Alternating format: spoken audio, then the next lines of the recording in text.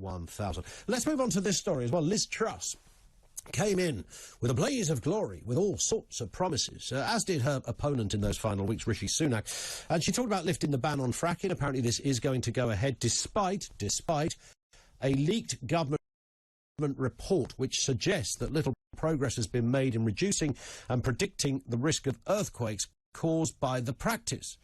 The first drilling licences in nearly 3 years are expected to be issued as early as next week. Given fears about spiralling energy bills, the new Prime Minister announced last week that she would end the moratorium on extracting our huge reserves of shale gas, which has been in force across England since 2019. A long-awaited report by the British Geological Survey was promised to be published, but it's been held up because of the death of the Queen. So should the government push ahead with fracking? Let's speak with Craig McKinley. Craig is Conservative MP for South Thanet and chairman of the Net Zero Scrutiny Group. And Dale Vince, Britain's greenest energy supplier, of course, Ecotricity. He is the founder. Afternoon to you both. I mean, Dale, first of all, you've got to get real here, Dale. You know, there's an energy crisis going on. It's really tough out there. We've got a shed load of gas reserves underneath our ground. What's not to like? Okay, first thing, right, it'll take 10 years to get the fracking industry up and running as a major contributor, and we've got 5 years of gas under our feet, right? So it's not going to last very long. Second up, doesn't matter how many fossil fuels, how much fossil fuels we produce here, it doesn't reduce the cost of our energy bills. Right now, half of our gas comes from our own North Sea, but we're paying a global price for it 10 times more than last year. If we don't break the market link between the global commodity markets and energy here, then nothing changes. Doesn't matter if we frack and drill the hell out of the North Sea, nothing changes. Craig, good afternoon to you, by the way. Nice to have you with us. It's not worth the bother, Dale says. There's nothing to be had in doing this. It's lengthy, it's time-consuming, it makes no difference to anything. Well, I hear these sort of same arguments. I would have every respect for Dale's company. I mean, it's a great company with a vision, and I like any company that does that. But either saying that, because it won't affect the price, well, I actually don't agree with that before we even start. I remember my first day of doing economics at O-level was if you add more supply into a system, the price tends to come down. But I would still, even if what Dale said is true and the price wouldn't come down because of international markets, I would rather that our pounds were being spent domestically rather than being spent in Qatar, the US, Trinidad and Tobago and all those other places that we import LNG from. I'd rather those funds were staying at home. I'd rather we were taxing what is happening in the North Sea and potential fracking. I'd rather those tax pounds were staying in the UK. I'd rather those jobs were in the UK. And you know what? You know as well as I am, we've had a balance of payments problem in the UK for a very long time. Sending tens of billions to Qatar on an annual basis doesn't do much to help that. I mean, everybody accepts, even the Climate Change Committee, who I'm no great fan of, say that we will need gas up to 2050 and beyond. It just seems to me common sense to use what you need sourced domestically with all those other good spin-offs that come with it. There may well be a eureka moment in the renewable pathway, but frankly, we're not there yet. I mean, I would rather some of the renewable companies, the contracts have been flawed, frankly, between the government and these renewable companies. They should have said, great, you can provide that electricity, but we need it provided 24/7, 365. Because the contracts they've got are, great, we'll pay you when the wind blows or the sun shines, and it's someone else's problem. Okay. It has to be made up by gas. All right. It doesn't. And that is the flaw in, I'm afraid, many of the arguments I hear. There's a lot in there, Dale. Just back to the fracking thing, Craig's contention that, I mean, it's domestic, it's under our feet, it still makes sense rather, in terms of the basic economic argument. Yes, I understand. Look, fracking will cause enormous upheaval in communities up and down Britain. The public are massively against it. The opinion polls show that the Conservative government for 10 years failed to force fracking on us as a nation. They changed planning law, environment law and property law, and they still fail to get fracking going. Even if they succeed this time, in 10 years' time, we've got gas to last 5 years. So those arguments don't really wash. But I do agree we should keep the money we spend on energy here in Britain. And we can do that with renewable energy. For example, example, with gas, we can make our own gas from grass. We're building the first project to do that right now in Reading. We could create an industry that puts 160,000 jobs into the rural economy and £15 billion a year. That's proper levelling up and a transition for farmers. And we can have zero carbon gas made here in Britain. Why don't you take up that cause, Craig? Dale, as we've spoken about this before on the programme, you can get all of this with grass. I mean, it might take a few more acreage to do it, but it can be done. Well, I'd like to see the maths on how much acreage of grass you'd need to actually supply the gas that we need in the UK. I can but guess taking land out of use for producing food, which again is an issue in the UK, and putting over to grass production to make gas. I'm not entirely sure that is really a step in the right direction either. But I don't mind where we get our energy from, as long as it is reliable, hopefully domestic for all those good economic reasons, and is internationally competitive. But Craig, is it a waste of time, Craig? If fracking, if it's going to take 10 years to do it and there's only 5 years worth of supply, then what is the point of beginning that journey? Well, let me give you the facts that I've seen. The British Geological Survey some time ago suggested there were 50 years worth of low-hanging fruit in some of the shale fields available. And also, Dale says, well, it'll take 10 years. Well, I speak to Quadrilla, Ineos, and all those other companies that have had an interest in fracking, and they say they could be up and running in a year. Of course, it would take 10 years if we go through the complete sloth that we have across planning. We have to realise we are now in a national emergency. We should be thinking about that through that lens. We have an emergency of energy provision. And I'd love it if there was some renewable technology that was given 24/7, 365 at a very competitive price. Okay. I'd love it, but it's not there. Dale, respond to that. Yeah, thank you. Craig, you haven't read the latest data from the British Geological Survey. Came out about 3 weeks ago. They revised the 50 years down to 5 years. Your data is out of date. 5 years is all we've got. And 10 years is to get the industry up and running at scale. You may be able to get one well up and running in 1 year, but that's not the same thing.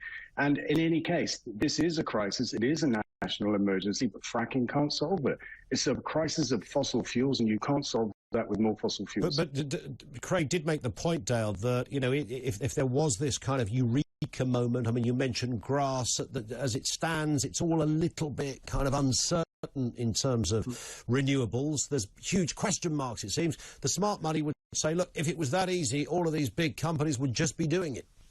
Yeah, I mean, and the smart money always says that, right? Before somebody does it for the first time, it shows that it works. So the project we're building in Reading uses 3,000 acres of land. To go to your question, Craig, how much land does it take? And it makes enough gas for 4,000 homes. We've published a study. We commissioned it from Imperial College in London. It shows there's enough grassland in Britain without touching farmland to make all of the gas we need as a country. So the answers are there. It's very doable.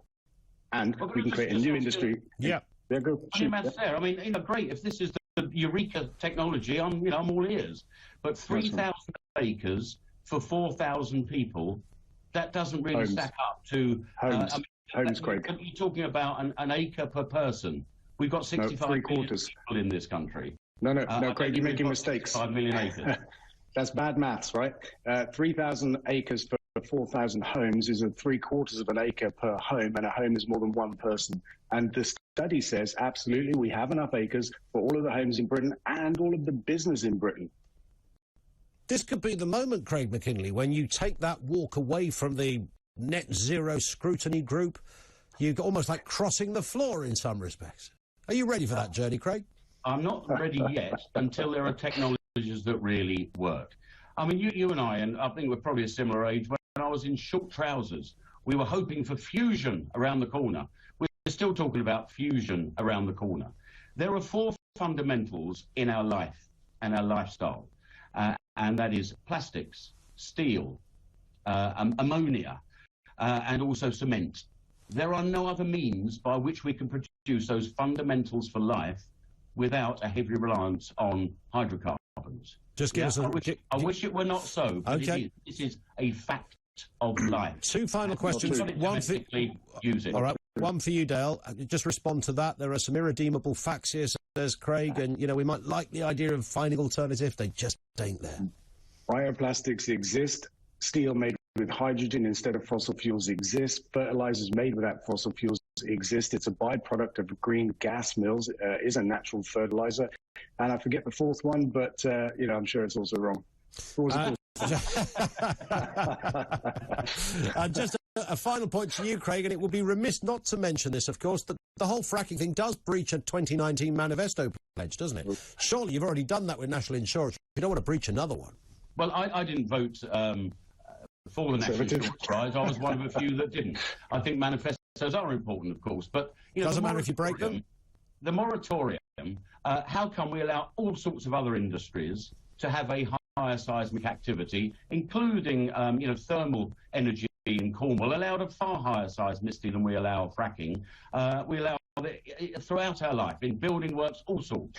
Let's have fairness. Let's have like for like, and give them a chance. It's all private money. There's no public money. What's not to like? OK, Craig, thank you. Craig McKinley, Conservative MP for Thanet South. He's the chairman of the Net Zero Scrutiny Group. And the other voice you heard there is Dale Vince. He is, of course, the founder of Ecotricity, Britain's first green energy supplier. Over to you on this one. And if this is something that specifically affects your locality, where you live, what are your thoughts on fracking? You know, we heard of people getting, particularly on fracking as well. I'm genuinely fascinated by this. You know, when you see a subject comes up every now and again, and you're not absolutely sure what to make of it. And sometimes the best people to speak to are not always the experts on that side or that side. It's the people with real lived experience of the story. So if you've worked in fracking, you can shine better light than somebody who hasn't. But if you've lived around an affected community, that probably puts you in prime position to have a big old opinion on this. Nick's in Lancashire on this very point. Nick, afternoon to you. Good afternoon. Nice to have you with us. So you have a campaign group, is that right? That is correct, yes. Frack Free Lancashire. The clue is in the name. Absolutely. And, of course, Lancashire was a very big area where fracking initially began and then stopped, of course. Well, that happened twice, in fact. Twice they fracked, and twice a moratorium was brought in because they caused seismic events. And the moratorium was brought in last in 2019. Yeah, and of course it was put into the Conservative Party manifesto pledge that they won't bring it back. And look what happened to that. Well, what they actually said, we will not support fracking unless the science shows categorically that it can be done safely. Well, Liz Truss sort of took it in another direction, because, and you will be aware of this and probably ahead of me on this already, she said it won't be done, it can be done unless, or something to that order, there is disagreement from local communities. Yes, she's repeatedly made a point of saying subject to community consent. Correct. So now, where is that community consent today? That consent is going to be measured. I was about to say, what is she measuring? What is the yardstick of community consent? There's organisations like your own, and I'm sure there are others out there, Nick. What's the mood music around the anti-fracking? Because you can understand there's a lot of people that think, hang on, this sounds like a great idea. It's just oil under our own feet. Why would we not want to whip it out? Well, to be honest, Ian, that's old-fashioned thinking. No one's disputing that there is gas down there. How much and how recoverable it is open to debate.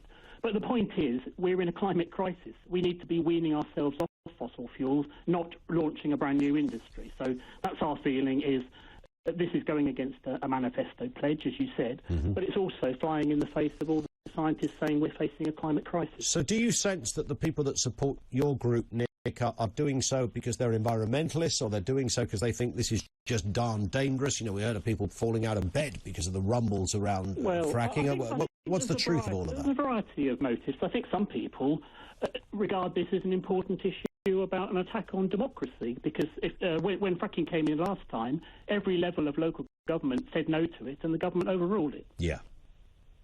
What's your sense as to where this might go? Because what I thought at the beginning, when I heard Liz Truss, Nick, say this in all those hustings that we saw that seemed to go on for about 12 years. They did. And then we certainly felt like that. I actually thought, I think she's only saying this to appease that one group that are going to vote for her, and then when she gets in power, this will just quietly disappear. But it appears it's difficult to know. I mean, you might be right, but what I would flag up is her closest political associate, as you're probably aware, is Kwasi Kwarteng, the new chancellor. Yeah. And he has repeatedly spoken against fracking. I mean, I can give you some direct quotes word for word. Yeah, do. Please do. He said lifting the moratorium would come at a high cost for communities and our precious countryside. He said those calling for fracking's return misunderstand the situation. He said if we lifted the fracking moratorium, it would take up to a decade to extract sufficient volume. And he said no amount of shale gas from hundreds of wells dotted across rural England would be enough to lower the European price anytime soon. Well, so and Dale Vince, as you might have heard, his conversion. Yeah, well, indeed. I mean, you do wonder with politicians. How do you? I can understand somebody like changing their view a bit, but that does seem that's like quite a lot, isn't it? That's quite a sort of diametrically opposed position to the one he held. Honest, you might be right. You might be right that Liz Truss has dangled this because there's a small group of fairly right-wing MPs who take the view that if there's a fossil fuel down there, we must exploit it. But as far as I'm concerned, fracking is not the answer to the current crisis, and it's really not the answer to anything. We need to wean ourselves off fossil fuels and move as quickly as we can to renewables. Would you concede? You live, but we get wind here and sun and all sorts of stuff. Yeah, but that's of course unreliable, isn't it? We can't, store much. We can't store the sun yet or the wind. Well, that is certainly true, but the point is about renewables is they're becoming cheaper all the time, and we've just chaired the COP conference in Scotland, and we are committed to net zero by 2050, and we're not going to get that by launching a brand new fossil fuel industry. What do you say to the arguments that actually, I mean, not all scientists agree with your position? The United States, they've got, 900,000 fracking sites around the country, so they're doing it. What's the big deal? Well, what I would say to that is you're not comparing like with like. I mean, America's a big country. There's lots and lots of spaces where no one lives. So the social impact can be minimal. But most importantly, the geology in America is entirely different to what it is here. And our local, incidentally, Tory MP who covers the Preston New Road site has gone on record as saying it cannot be done safely here. That's Mark Menzies, by the way. Yeah. The geology just won't allow it. So no matter what crisis we're in, the geology doesn't change. Mother Nature doesn't change. Do you hope then that Liz Truss will revert to her original pledge that if local people don't want it, then it won't happen? Well, I'd like her to go further than that, to be perfectly honest. I'm probably being hopelessly idealistic, but rather than a moratorium, I would like a total ban. This has been hanging over us for a decade. It's just not fair to communities to have this question mark. I'm trying to be a retired civil servant. I don't feel very retired at the moment. I feel it's taking up my life fighting something which we've already seen off once, and now we're being asked to do the same again. I've always admired a campaigner, though, Nick. I have to say, regardless of the course, the idea that you have probably been to more meetings when you should have had your feet up watching Emmerdale is always, frankly, impressive. Collected, put it that way. Good work. Nick, thank you. That's Nick in Lancashire. He runs a group, an organisation, Frack.